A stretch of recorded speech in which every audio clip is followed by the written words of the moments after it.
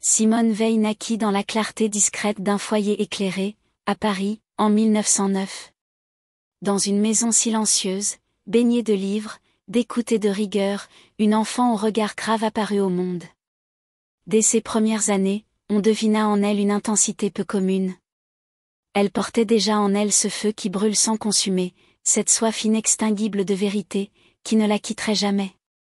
Élevée dans une famille juive agnostique, dans une atmosphère laïque et cultivée, Simone grandit aux côtés d'un frère prodige, André Veil, futur mathématicien renommé. Mais elle, si fine, si pâle, si intérieure, se tourna très tôt vers d'autres vertiges, non pas ceux des abstractions scientifiques, mais ceux du mystère de la souffrance, du mal, de la condition humaine. À l'école, elle brillait sans ostentation. Elle lisait Platon à l'adolescence comme d'autres lisent un roman. Elle comprenait les Grecs dans leur langue, pensait avec rigueur, écrivait avec feu. Elle entra au prestigieux lycée Henri IV, dans les classes préparatoires de philosophie. Et déjà, alors qu'elle n'avait pas 20 ans, elle bouleversait ses professeurs par la profondeur de sa pensée et la pureté de sa quête. Elle fut reçue à l'agrégation de philosophie, en 1931. Elle avait à peine 22 ans. Mais rien en elle ne se satisfaisait des honneurs. Rien ne pouvait l'éloigner de ceux qu'elle appelait, avec une compassion radicale, les malheureux. Car elle ne supportait pas la distance. Elle ne supportait pas de penser sans agir. Elle voulait comprendre le monde en le traversant dans sa chair. Alors elle quitta les hautes sphères académiques pour entrer, volontairement, dans les usines. Elle devint ouvrière, pour connaître de l'intérieur l'abrutissement, la fatigue, l'anonymat, la dépossession que subissaient tant d'hommes et de femmes. C'est dans la nuit des machines, dans les cris métalliques et la poussière des ateliers, qu'elle chercha la vérité nue. Là où l'homme est dénudé de tout. Elle fut brisée par ce travail. Son corps, fragile, vacilla. Mais son âme, elle, s'enracina dans une compassion de plus en plus profonde. Ce qu'elle vivait là, elle ne voulait pas simplement le dénoncer et elle voulait le porter, l'embrasser, comme une forme de crucifixion. Simone ne cherchait pas la douleur, mais elle savait que la vérité passe souvent par elle. Et tout son être criait pour que le monde entende les souffrances muettes des oubliés. Elle devint enseignante en province, à Bourges, au Puy, dans ces villes modestes où elle enseignait aux jeunes ouvriers, aux paysans, aux fils de rien. Elle parlait simplement, écoutait profondément. Quand éclata la guerre d'Espagne, en 1936, elle voulut se battre contre le fascisme. Toujours du côté des opprimés. Elle rejoignit une colonne anarchiste. Mais elle fut vite blessée et accidentellement rapatriée. Ce bref épisode, intense, confirma ce qu'elle savait déjà, son engagement ne pouvait passer par la violence, mais par un don d'elle-même plus radical encore. Elle se retira un temps. Et c'est là, dans cette pause involontaire, que le silence prit racine. Assise, dans une chapelle vide, alors qu'elle n'avait jamais été baptisée, ni élevée dans une foi, elle ressentit soudain la présence bouleversante d'un amour autre. Une lumière intérieure, si forte, si pure, qu'elle tomba à genoux, submergée. Dès lors, quelque chose en elle changea. Le nom du Christ ne la quitta plus. Elle ne parlait pas de religion, mais de grâce. Non d'adhésion extérieure, mais de transformation intime. Elle ne chercha jamais à se convertir selon les formes. Elle attendait de Dieu qu'il l'appelle lui-même, dans une nudité absolue. Elle voulait tout recevoir, sans rien prendre.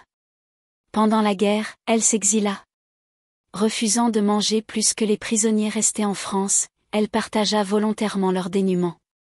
Elle rejoignit Londres, en 1942, dans l'espoir de servir la résistance. Mais son corps, déjà affaibli, ne tint pas. Elle tomba gravement malade. Et dans une petite chambre froide, étrangère, loin de tout ce qu'elle aimait, elle s'éteignit. Elle avait 34 ans. Ce fut une vie courte, mais d'une intensité bouleversante. Simone ne voulait pas vivre pour elle. Elle voulait disparaître pour que la vérité paraisse.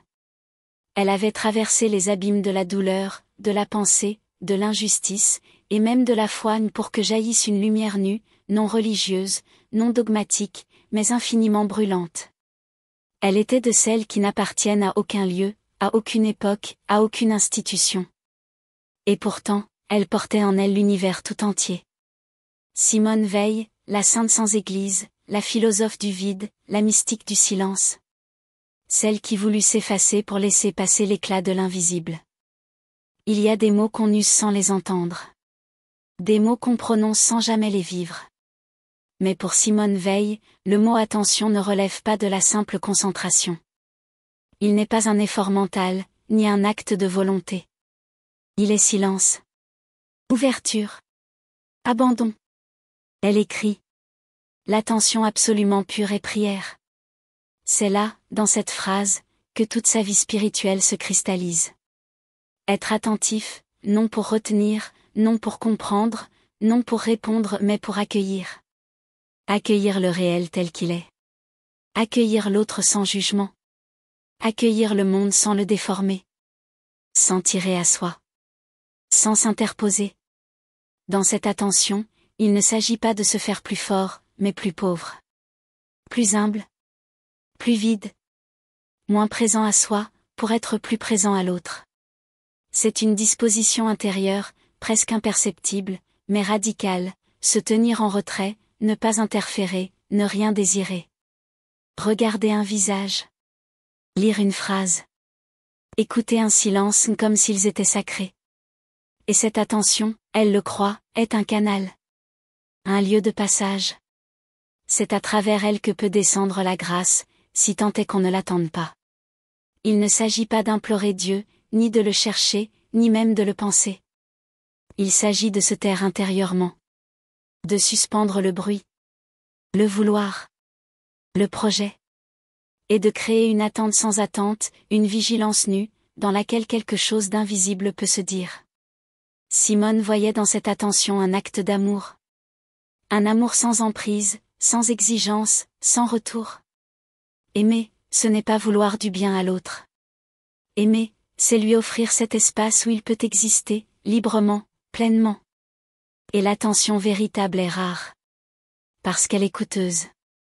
Elle demande de se retirer de soi-même. De ne pas s'imposer.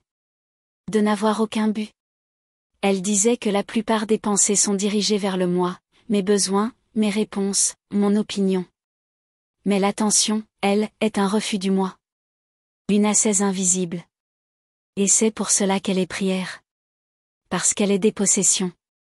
Elle l'écrivait aussi à propos de l'étude, quand un enfant apprend, même imparfaitement, même sans foi, même distraitement chaque moment d'attention vraie, chaque fragment d'attention pure est déjà prière, même s'il ne le sait pas. C'est dans cette lumière que Simone contemplait le monde. Chaque moment peut devenir sacré, non par sa grandeur, mais par la qualité de présence que l'on y apporte. Dans une époque obsédée par le moi, par l'affirmation, par l'identité, Simone Veil parle d'une voix presque inaudible. Elle murmure l'exact opposé. Non pas se trouver, mais s'effacer. Non pas se connaître, mais se désapproprier. Non pas s'élever, mais se retirer. Il faut se dépersonnaliser. Chez elle, ce n'est pas une idée abstraite, ni une morale d'humilité. C'est un geste radical, un retournement de tout l'être. Ne plus se mettre au centre, ne plus rapporter le monde à soi, ne plus vouloir être sujet. Simone ne méprise pas la personne, mais elle la traverse. Elle la considère comme une forme vide que l'on confond avec l'essentiel. Or le moi, selon elle, est opaque. Il veut, il exige, il capte. Il se défend, il s'explique, il juge. Il empêche la lumière de passer. Alors, il faut s'en dessaisir. Non pas par dégoût de soi, mais pour que quelque chose de plus vrai prenne place. Elle écrit que seule la vérité impersonnelle est digne d'être servie. Et cette vérité ne vient pas à nous tant que nous la voulons. Se dépersonnaliser, c'est cesser de vouloir être le centre de l'histoire. Ce n'est pas s'effacer dans le néant, mais devenir un espace. Un espace vide, silencieux, hospitalier. Un espace où peut entrer ce qui est plus grand que soi. Simone refusait les discours trop chargés de volonté, d'intention, de personnalité. Elle cherchait l'impersonnel comme on cherche l'éternel. Ce qui demeure quand le moi s'effondre. Ce qui survit à l'opinion, à la mémoire, à la revendication. Dans cet effacement, il n'y a aucune haine de soi. Il y a une tendresse cachée. Une offrande. C'est en se retirant qu'on laisse la lumière passer. C'est en ne voulant rien être qu'on peut tout recevoir. Et cette dépersonnalisation, Simone la vivait jusque dans ses gestes les plus simples. Elle ne signait parfois pas ses lettres. Elle refusait que ses textes soient attribués. Non par fausse modestie, mais pour que la vérité seule parle. Sans nom. Sans signature. Sans trace. Car ce n'est pas l'individu qui touche Dieu. Ce n'est pas la personne qui s'unit au mystère. C'est ce qui en elle a cessé d'être quelqu'un. Ce qui ne veut rien, ne défend rien, ne cherche rien. C'est là, dans cette pauvreté intérieure, que peut descendre la grâce. Mais elle ne vient jamais à l'appel du moi. Elle ne visite que le lieu désapproprié. Le lieu devenu rien.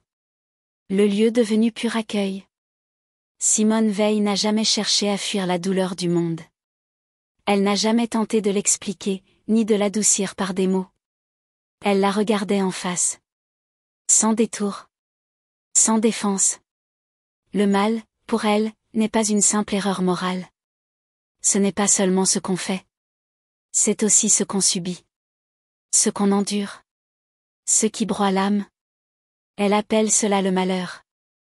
Et le malheur, dans sa vérité nue, est plus qu'une souffrance. Il est un arrachement. Un effondrement silencieux de l'être. Une descente au fond de la détresse où même Dieu semble s'absenter. Simone n'a jamais idéalisé cette chute. Elle n'a jamais prétendu que le malheur était utile. Elle savait qu'il détruit. Qu'il avilit. Qu'il peut même anéantir l'image de Dieu en l'homme. Mais elle savait aussi ceci, avec une certitude nue. Si l'âme ne se ferme pas, si elle ne se crispe pas sur elle-même, alors, dans ce point de rupture, quelque chose peut se dire. Quelque chose d'infini. Quelque chose de pur. Quelque chose qu'on n'entend qu'à travers le silence du malheur. Elle écrit. Il y a des malheurs si profonds que l'âme, au bord de la mort, devient parfaitement nue, parfaitement pauvre. Et là, peut descendre la grâce. La grâce, chez elle, ne vient pas pour consoler. Elle ne vient pas pour récompenser. Elle descend comme une lumière sans forme, dans la nuit la plus dense, à une seule condition. Que l'on n'en fasse pas un moyen. Qu'on ne la désire pas comme une issue. Car la grâce ne répond pas à nos cris. Elle n'est pas réponse. Elle est présence. Et cette présence ne vient jamais par droit, ni par mérite. Elle vient quand le moi est brisé. Quand la volonté ne tient plus. Quand l'on est devenu si pauvre. Qu'on n'a même plus la force de demander. C'est là, au cœur de l'abandon, que Dieu peut être touché. Simone parlait du Christ en croix. Non comme d'un symbole de souffrance. Mais comme de la seule figure qui ait traversé le malheur jusqu'au bout. Un Dieu qui meurt dans l'abandon. Un Dieu qui ne répond pas. Un Dieu qui ne sauve pas. Un Dieu qui se tait. Elle voyait dans cette croix le lieu de vérité absolue. Le lieu où Dieu ne s'impose pas. Mais se retire. Et c'est parce qu'il se retire, qu'il laisse l'homme libre. Libre même de tomber. Libre même de ne plus croire. Libre d'aimer quand il n'y a plus rien à espérer. Dans ce silence terrible. Dans cette nuit noire de l'âme. La grâce peut venir. Non comme un secours. Mais comme une visitation secrète. Une brise. Un souffle. Quelque chose d'invisible. Qui ne fait rien. Et pourtant qui sauve. Simone Veil n'a jamais voulu croire comme on adhère à une doctrine. Elle ne cherchait pas une religion, encore moins un refuge. Elle voulait la vérité nue. Et c'est là, dans cette quête dépouillée de toute attente, qu'elle a rencontré une présence. Non une image. Non un maître. Mais une personne silencieuse. Une douleur infinie. Un regard tourné vers l'extérieur de lui-même. Le Christ. Non pas le Christ triomphant, glorifié, entouré d'encens. Mais le Christ abaissé. Le Christ hors du temple. Le Christ dans la poussière du monde. Celui qui ne s'est pas gardé. Celui qui ne s'est pas défendu. Celui qui s'est entièrement livré. Jusqu'au dernier souffle. Simone ne le suit pas comme un maître parmi d'autres. Elle voit en lui l'image même du décentrement parfait. Celui qui n'a rien gardé pour lui. Ni pouvoir, ni parole, ni volonté. Celui qui a choisi de ne pas être le centre. Elle le contemple sur la croix. Non comme un acte de sacrifice destiné à réparer, mais comme une pure offrande. Un acte d'attention totale à l'autre. Un effacement pur devant la douleur du monde. Ce Christ-là, elle l'a senti en elle. Un jour, dans une église étrangère, elle entendit un chant grégorien. Sans s'y attendre, sans le vouloir. Il est entré. Elle dit, le Christ est descendu et m'a prise. Et cette descente ne s'est pas faite dans la clarté. Mais dans la nuit. Dans la blessure ouverte. Dans l'espace intérieur où elle avait cessé de chercher. Le Christ de Simone ne réclame pas l'adhésion. Il appelle à une transformation secrète. À une vie entièrement tournée vers l'extérieur de soi. Aimer comme lui, ce n'est pas vouloir sauver. C'est souffrir avec. Être là sans rien imposer. Ne pas s'interposer. C'est cela que Simone nomme l'attention surnaturelle. Cet état où l'on ne fait plus obstacle. Où l'on devient pure transparence. Et elle savait que cela ne peut se faire sans douleur. Car se décentrer, c'est mourir à soi. C'est renoncer à être au centre de son propre univers. C'est donner sans trace, sans retour, sans mots. Mais c'est là, et là seulement, que quelque chose de divin peut se dire. Quelque chose de plus réel que nous. Quelque chose de plus aimant que notre propre cœur. Dans un monde qui se précipite vers l'utile. Simone Veil s'arrête devant une fleur sauvage. Un mot ancien. Une note suspendue. Un visage marqué par la fatigue. Et elle voit non une image, mais un mystère. La beauté, chez elle, n'est pas une décoration. Elle n'est pas plaisir d'essence, ni harmonie de surface. Elle est une faille dans le réel. Une brèche. Une ouverture. Car toute beauté véritable est gratuite. Elle ne sert à rien. Elle ne répond à rien. Elle est là. Silencieuse. Disponible. Et par cela même, elle touche à l'éternel. Simone écrivait. La beauté captive l'attention, elle oblige à détourner le regard de soi. Elle ne nous flatte pas. Elle nous vide. Elle arrête en nous le flux intérieur, le bavardage, le calcul. Elle suspend l'ego. Et dans cet arrêt, quelque chose d'autre peut passer. La beauté est une promesse de bien, disait-elle.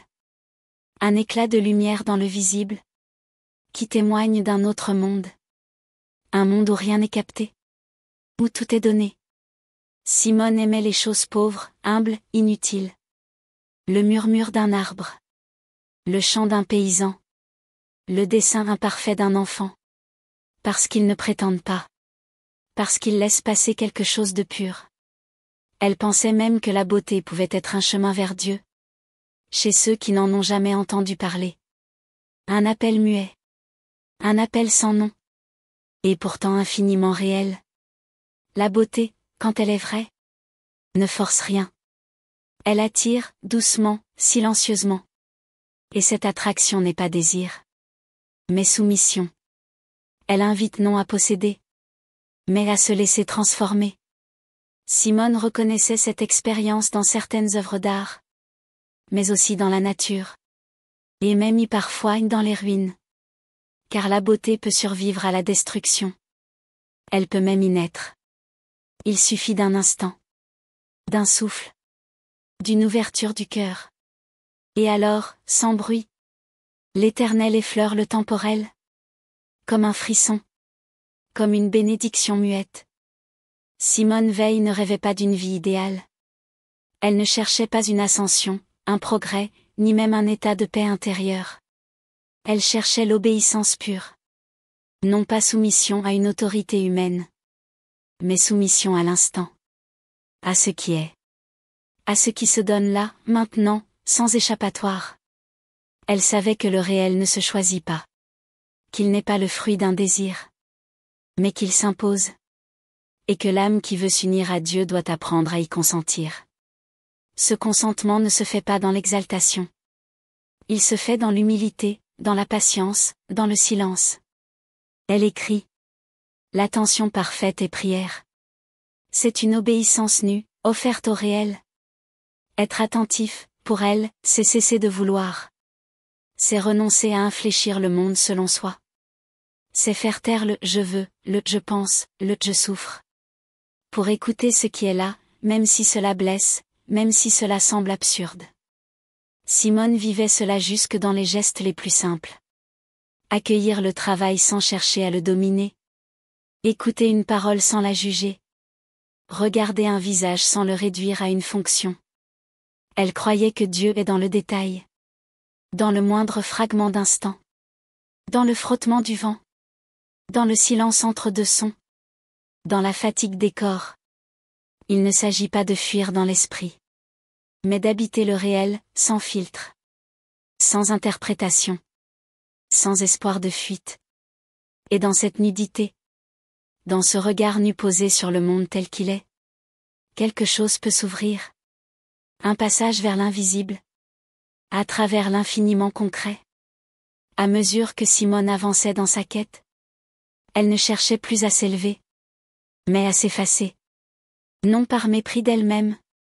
Mais par amour du réel. Par amour de Dieu. Elle appelait cela la décréation. Non pas une destruction. Mais une désappropriation. Décréer, c'est retirer l'empreinte du moi sur les choses.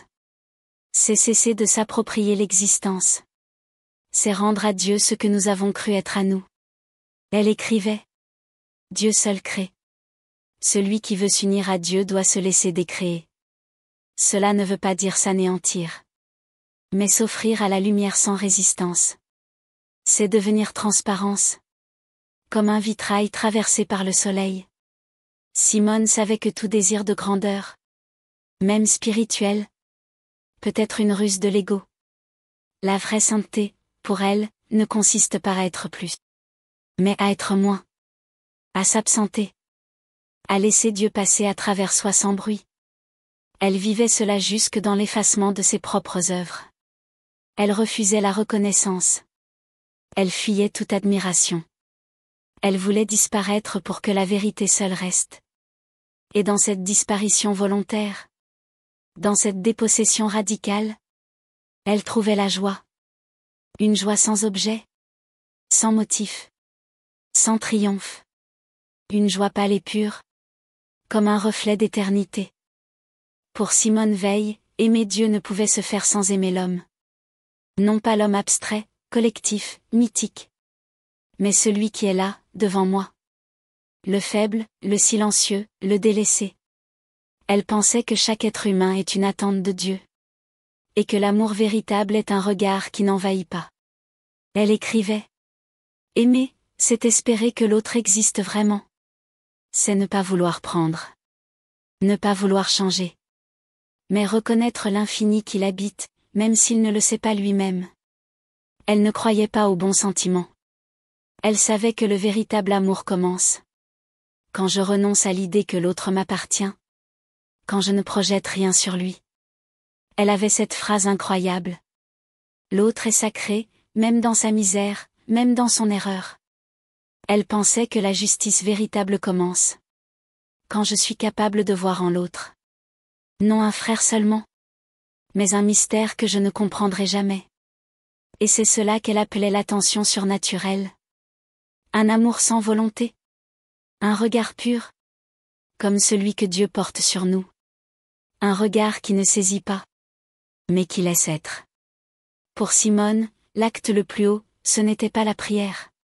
C'était un regard silencieux posé sur l'invisible en l'autre. Et cela pouvait se vivre dans un atelier, dans la rue, dans une chambre pauvre. Partout où un cœur humain souffre en silence. Dieu attend d'être reconnu. Simone Veil n'a jamais prétendu posséder Dieu. Elle ne croyait pas que la foi soit une sécurité. Ni que l'âme puisse s'installer dans une certitude. Au contraire. Elle pensait que le manque, l'absence, étaient les lieux mêmes de la rencontre. Elle écrit. Dieu ne comble pas le vide. Il vient habiter ce vide. Elle voulait aimer Dieu comme on aime ce qui ne se donne pas encore. Comme on aime dans l'obscurité. Sans preuve, sans retour, sans récompense. Cette fin de Dieu était pour elle plus précieuse que sa présence. Car c'est dans la soif que l'âme s'ouvre. C'est dans l'attente nue que le cœur devient pur. Elle avait compris une chose rare. Que Dieu ne s'impose pas. Qu'il respecte jusqu'au silence de nos désirs. Qu'il ne se livre qu'à ceux qui consentent à ne jamais le posséder. Simone ne cherchait pas à consommer Dieu. Elle ne cherchait pas de signes, de preuves, de consolation. Elle voulait être à la hauteur de l'absence. Elle voulait aimer sans posséder. Espérer sans saisir. Attendre sans hâter. Et dans ce vide, dans cette brûlure sans réponse, elle trouvait une vérité plus grande que toutes les révélations. Elle écrivait encore. Dieu est réel comme l'absence est réelle. Ainsi, sa foi n'était pas une assurance, mais une flamme fragile, qui brûlait au creux du manque, dans une pauvreté intérieure offerte comme un autel. Simone Veil ne voulait pas mourir. Mais elle ne fuyait pas la mort. Elle la regardait comme on regarde l'horizon. Sans crainte, sans appel, sans haine. Elle voyait dans la mort l'ultime obéissance. Le moment où tout doit être remis. Jusqu'au souffle. Jusqu'au nom. Elle disait que le plus grand acte d'amour est celui de ne pas retenir la vie.